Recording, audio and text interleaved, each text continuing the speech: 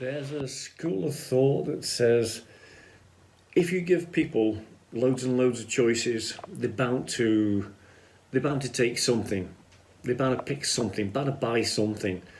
And that's okay in certain shops where that's the whole idea of the shop is to have loads and loads of stuff and people can go in and they're going to choose something, tourist shops and all that kind of thing. However, in a sort of a sales situation where you are, and especially in my game where you're selling stuff online, giving people too many choices is almost a disaster, because when you give people too many choices, they tend to get confused, and confused people don't buy.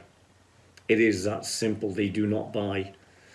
So if you can limit choices to 2, 3 tops, you've got a much better chance of someone actually purchasing than if they got to choose between 5, 6, 7 different things.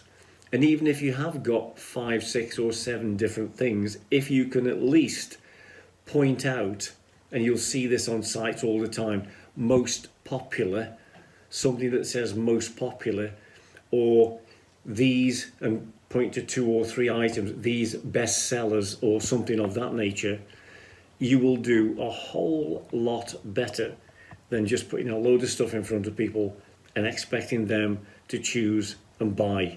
Won't happen. See you again.